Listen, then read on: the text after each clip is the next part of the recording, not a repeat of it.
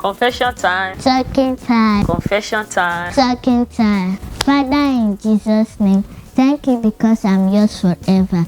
In the name of Jesus, I decreed and declared I am blessed and highly favored. I am taught of the Lord and great is my peace. My body is the temple of the Lord. Therefore, no sickness, diseases or viruses can survive in my body. I say no to sudden and untimely death. I shall live and discover God's purpose for my life in Jesus' name. My Lord Jesus is my shepherd. Therefore, I have no lack, no fear, and no evil shall befall me. In Jesus' name, amen. Good job.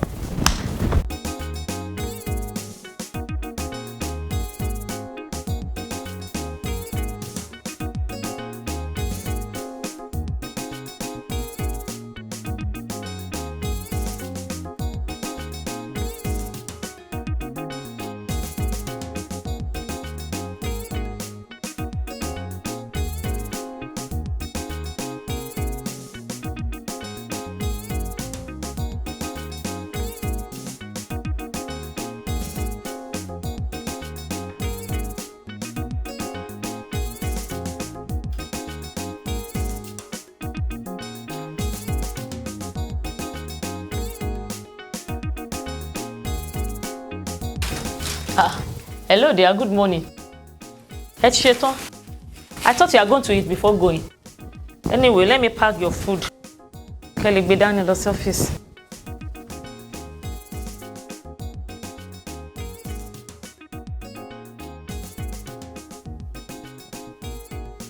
Good morning, Dad. Hey, my cutest. Hey, good morning. Trust your night was good. Yes, and yours? Fine. Yes, the Lord empower you in Jesus' name. Amen. Yeah. I will not be able to stay much with you today. I have a place to go, okay?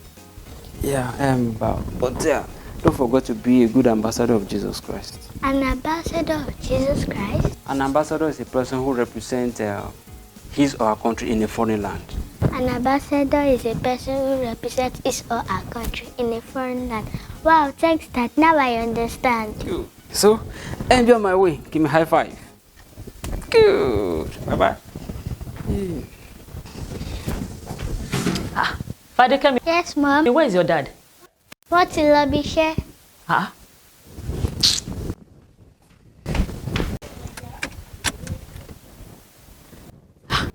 My dear.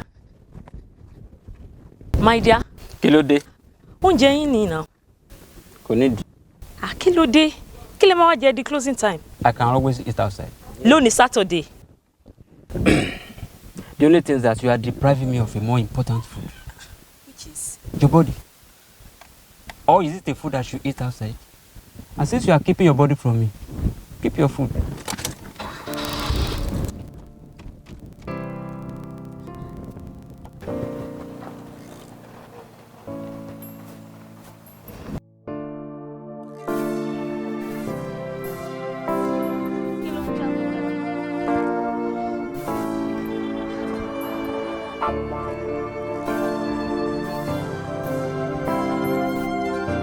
Dear, ẹ wá bá mi ṣí boot mọ́tò yìí.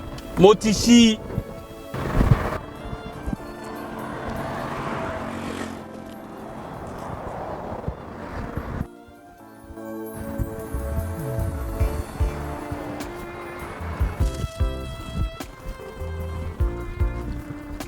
Dear, ẹ wá bá mi ṣí boot mọ́tò yìí.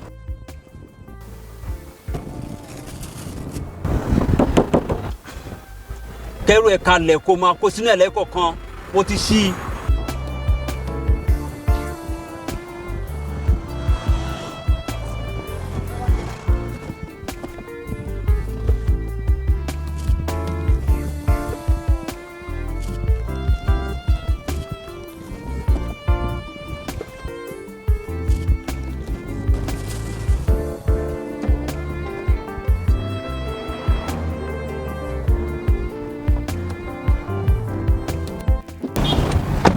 Dẹ̀ mọ̀ pé oúnjẹ tí gbogbo wa máa jẹ òun ni mo lọ rà.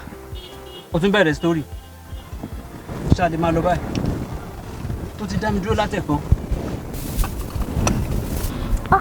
Excuse me. Please. gbàgbé post mi sí ọ̀dọ̀ oníbàárà wa. Give me 5 minutes.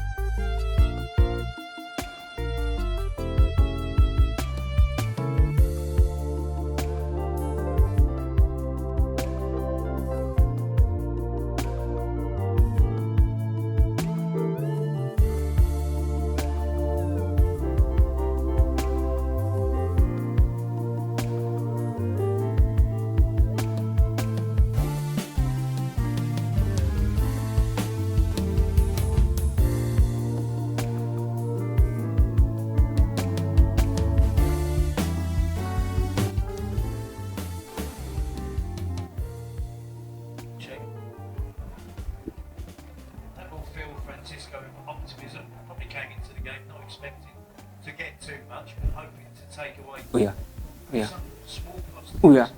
Ah. We haven't finished yet. Reno believes the change into 4 or 5 in the remaining Gbàkíá. time Múra sí. in this match. Ìgbàkúgbà náà bá náà ti pọ̀jù. A máa change ẹ̀.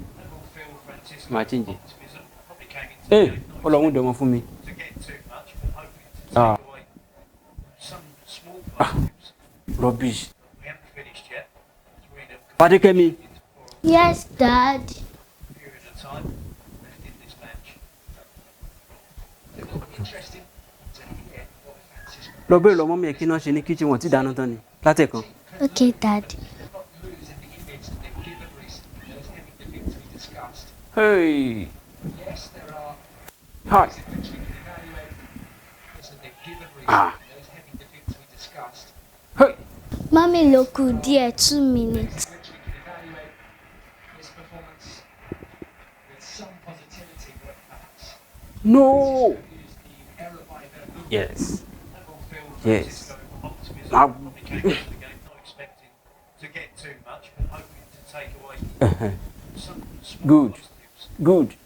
Good. Haven't finished yet. Dear, Reno believes oúnjẹ yín ti ready. 5 in the remaining period of Gbé wá síbí mi ò fẹ́ mísì. this match. Mi ò fẹ́ mísì máàcì yìí. Gbé wá síbí. Interesting to hear what Francisco makes of this performance. He did say that the team can lose, but it cannot lose in the image that they've given recently. Those heavy defeats we discussed. And yes, there are ways in which we Ṣé sẹ̀mó lélẹ̀ ni àbí iyán? Iyán kẹ̀. Sẹ̀mú leléyìí o. Ẹ gbóhùn odò ni. Sẹ̀mó kẹ̀. Ó fẹ́ kí n máa jẹun kí n máa lọ sí tọ́lẹ̀tì lẹ́ẹ̀mẹwàá lọ́tọ̀ ni. That's not a problem. Ilé yín lẹ wà now. Mo mọ condition ara mi. Tó o bá lè gun iyán, lọ bá mi ro àmàlà wá. Màá dúró màá ní sùúrù. Ó kú tipẹ́ tẹ́lẹ̀tẹ́lẹ̀. Lọ ro àmàlà wá, I will wait. to hear what Francisco makes of the optimism. Probably came into the game Kai. to get too much, but hoping to take Play. Mom, what about my quantitative aptitude? I need your help, Mom. Lọ gbé bá dàdí. period of time left in this match. It will be interesting to hear what Francisco makes of this performance. He did say that the team can Dad, but it cannot lose in the Yes, yes. my assignment Your assignment. Go and give it to your mommy now. Lọ gbé bá mọ́mí ẹ̀ kó bẹ̀ ṣe. is busy. Oh yeah, go and wait for her. She will do it for you. we haven't finished yet. Reno believes the change into 4 or 5 in the remaining period of time Hi. in this match.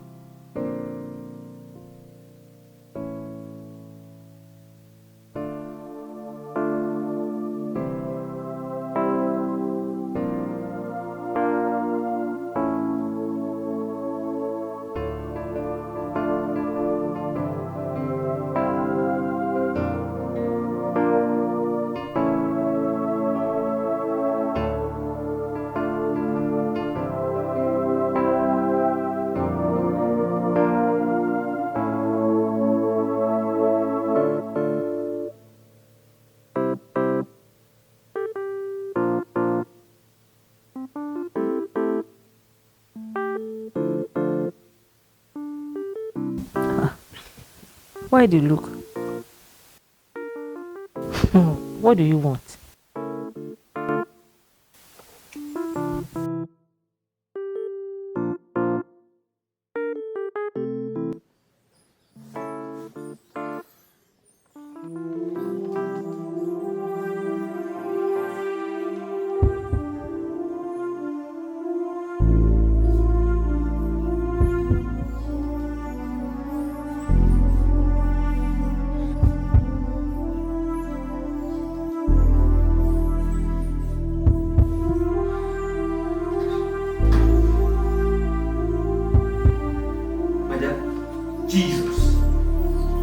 Jesus. Mommy. Daddy. Jesus. Jesus. The Lord is my shepherd. I have no fear. No evil shall befall me. In Jesus' name. Mommy. Daddy. Mommy. Daddy. Mommy. Daddy. Mommy. Daddy. Mom.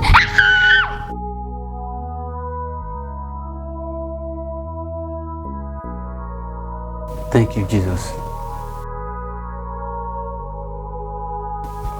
Hello, Mrs. Adibowale. Fadi came. Are you okay, man? Fadi came.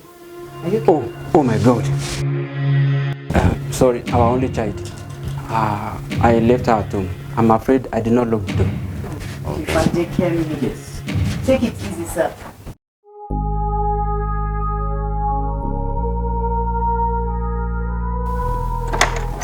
Father Kemi.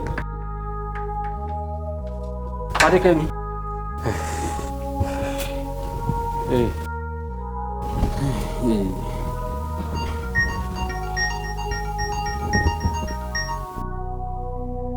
Hello, Mr. Adibowale.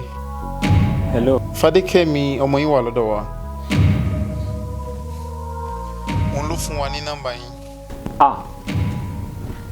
Please, who am I speaking with? Ọmọ tó ń gbé lọ́dọ̀ grandma níbọ̀ yín.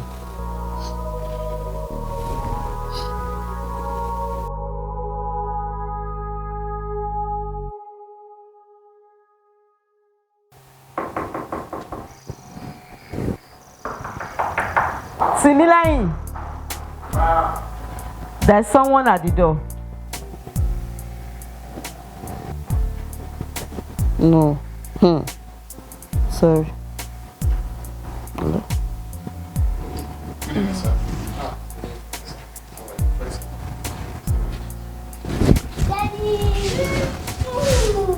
Hey, a máa dúpẹ́ o. Èwo Fadékẹ́mi ti tú. Bàbá Fadékẹ́mi, ọkọ ìyá Fadékẹ́mi, tó bí Fadékẹ́mi gangan fúnra ẹ̀.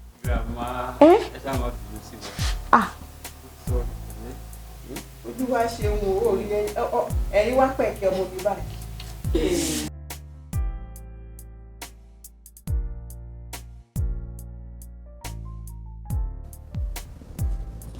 So please, you can contact her husband. Mr. Adibowale. Yes. All right, sir.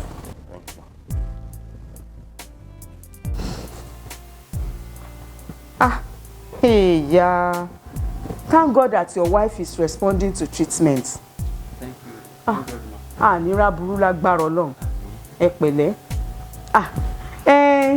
Similain ló dédé wá jí mi. Ló ní òun gbọ́ ohun ọmọ kan tó ń sọkún ní next flat. Mo sì pago ìwà àtìyàwó ẹ̀ títí ẹ gbé. Ẹ má bínú grandma. Èmi ò tilẹ̀ rántí wípé mi ò mú fóònù dání. Nígbà tá a délé yín, Fadékẹ́mi nìkan la bá. Ló ń sun ẹkún kíkankíkan. Ló ń kégbe táǹwì yìí bí ọmọ tíyá àti bàbá ẹ̀ sá lọ nílé. Àbí bó ṣàṣe dèrò ilé wa nìyẹn. Ẹ ṣé gan grandma. Olúwa ló lọ pẹ́. Ṣé gan. Àbẹ́ẹ̀ rí. Òòṣà bí ìyá ò sí mo gbọ́ tán máa ń wí o.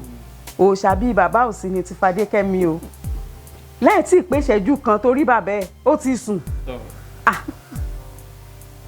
Ó dà. Olúwa ṣeun.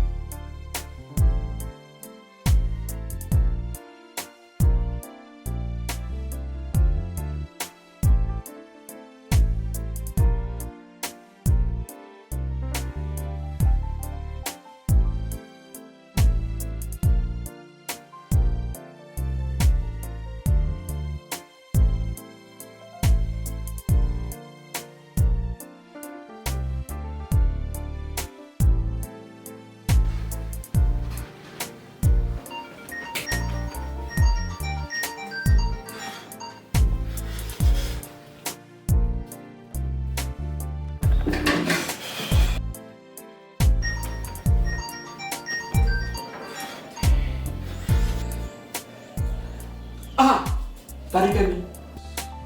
Okay. Times 7. 42. 6 times 6. When you are through with 3, so we'll go to 4. You know it's quantitative. Okay. 15. 20. Girls, excuse me. I need to answer the door.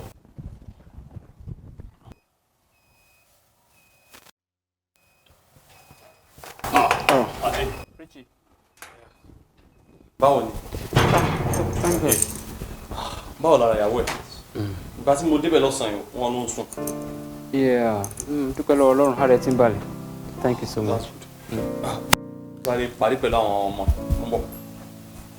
Oh, yes. Girls. Daddy. Yes, that's good.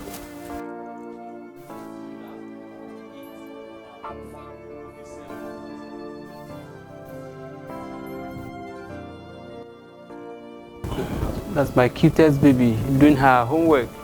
Good afternoon, sir. How are you? Afternoon. And how are you doing? I'm doing better than yesterday. Thank you, sir. I like that line. Thank you, sir. My mom taught me that. Oh, that's good of you. Dad, Florence dad is helping me with my own work. Mommy usually do that for me. Dad, when is mommy coming home?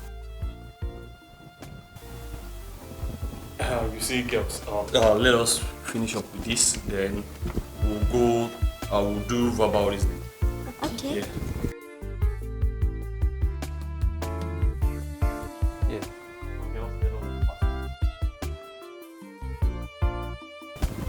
Doctor sọ pé tí òun fẹ́ observe fún bí 2 or 3 days. So hopefully títí ìparí ọ̀sẹ̀ ó máa wálé. It is well, bro. It is well.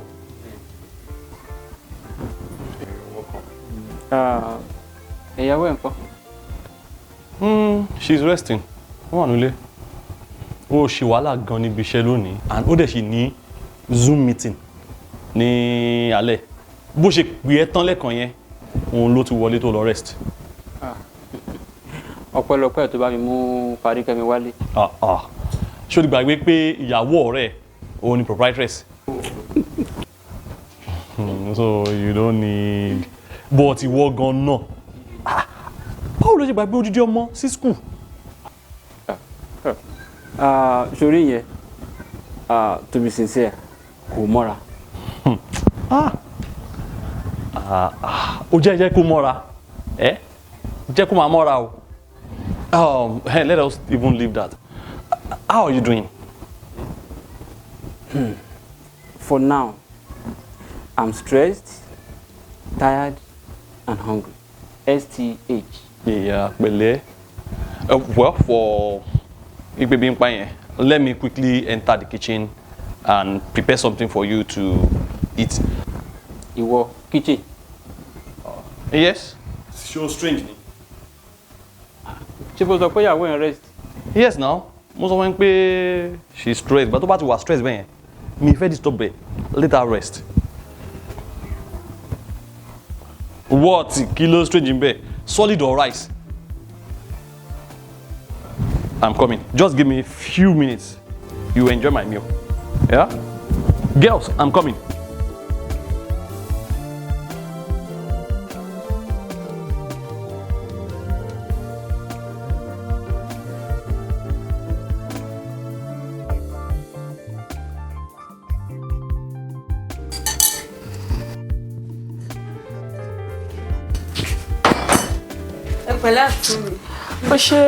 Similolo. This is the best food I've ever eaten since I've been admitted.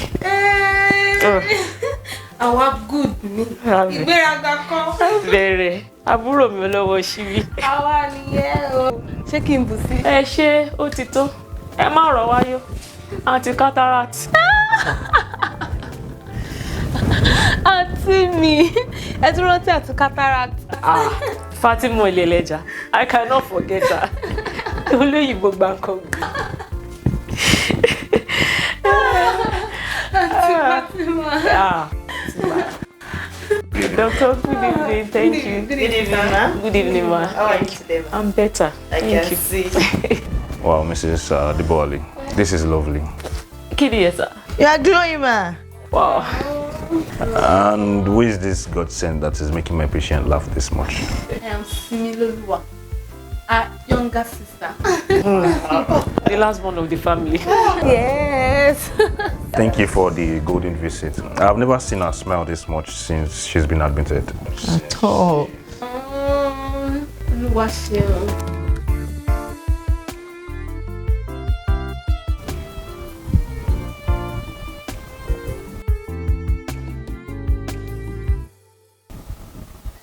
I like your dad.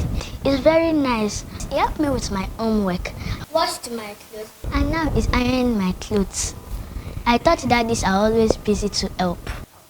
My daddy is a very busy businessman, but he always tries his best to help Mom and I because he loves us so much.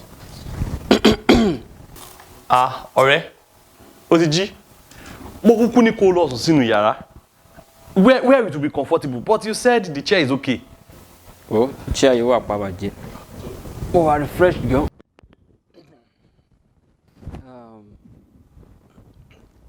Please, she ọmọ mi lè dùn síbí fún ìgbà díẹ̀. You know, I need to. Má yọ̀rọ̀ ẹ lẹ́nu. Ilé ni ilé ẹ̀. Ilé ni ilé ẹ̀. Very grateful. Thanks so much. Sir, what are friends for? Thank you so much. Jenny baby. Yes, darling. You know, share thanks.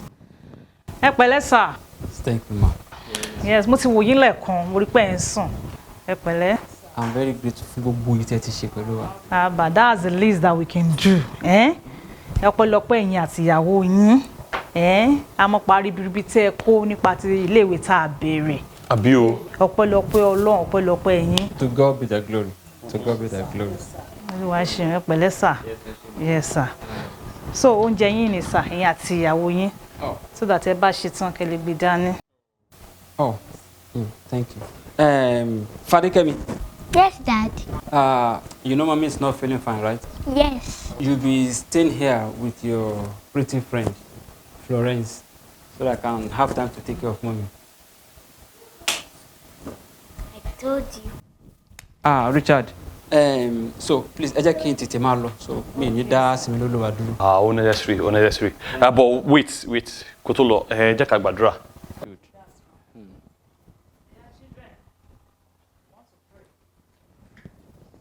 Yes. Before we pray for Mrs. Adibowale, does anybody have any prayer request? Because we are talking to our God, who is all powerful. With him, all things are possible. Okay, Fadikemi.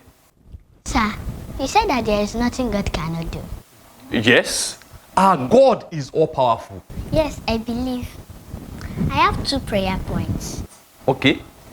I want God to heal my mommy and bring her back home fast and safe. I also want God to please change me to a boy. I don't want to be a girl anymore.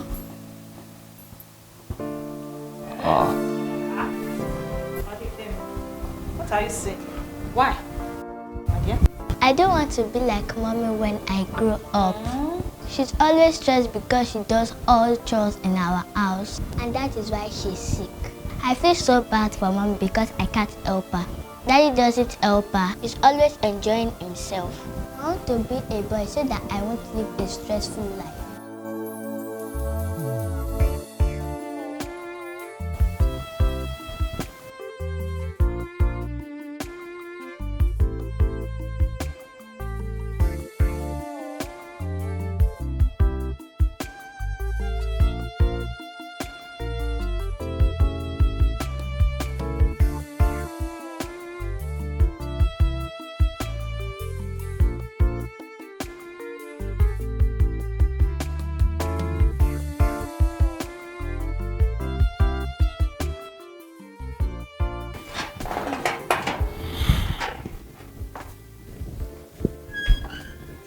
Ọ̀rẹ́, mo lérò wípé o need any prophet mọ́ pẹ̀lú gbogbo ọ̀rọ̀ kàbìtì tí Fadekemi sọ lónìí.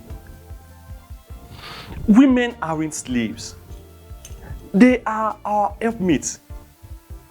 In fact, ẹni tó yẹ kó ṣiṣẹ́ jù ó làwa ọkùnrin. Nítorí pé àwa la níṣẹ́. Olùrànlọ́wọ́ ni Bíbélì pè wọ́n. Ẹ má jẹ́ ká fiṣẹ́ pa wọ́n.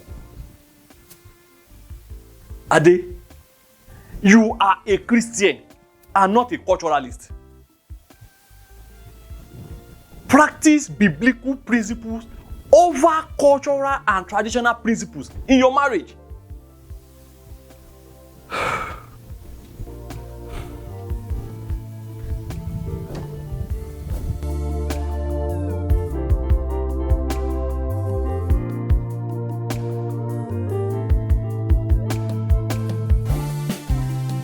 I like your dad. He's very nice. He helped me with my homework, washed my clothes, and now he's ironing my clothes. I thought daddies are always busy to help. My daddy is a very busy businessman, but he always tries his best to help mom and I because he loves us so much.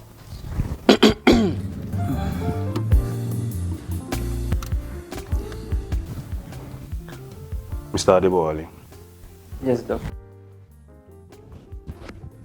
Do you really love your wife? Yes, I do.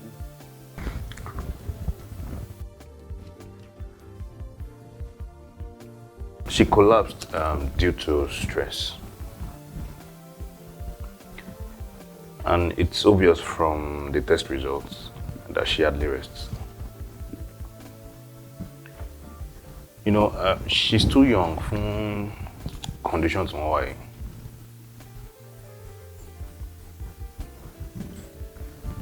And sir, from our conversation now, Ishelo and Shifo Berin gone. If you really love her, you get involved in house chores. Or you get domestic workers to assist you if you are too busy. Oh, Lord, I'm sorry.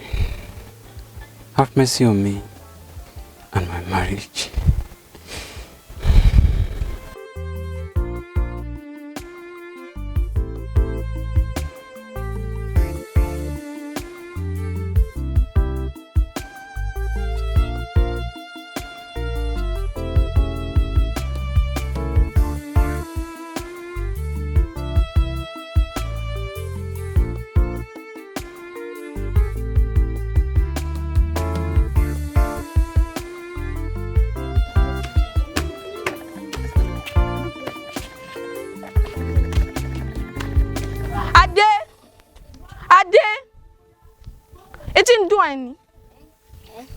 Jọlọ bá mi lata wá. Má pẹ́ o, mo ti gbómi àmàlà kaná. Ade, give it back to her.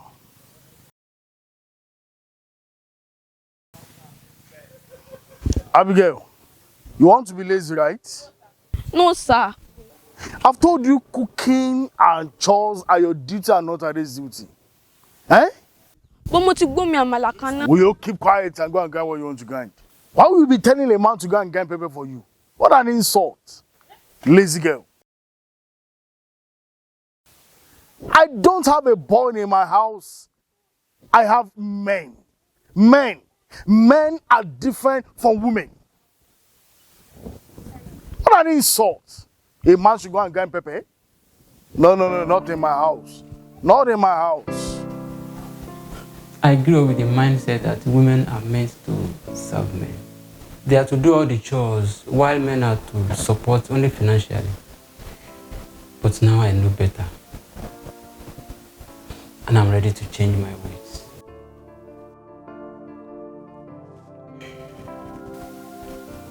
For many years, I've treated you based on my culture, background,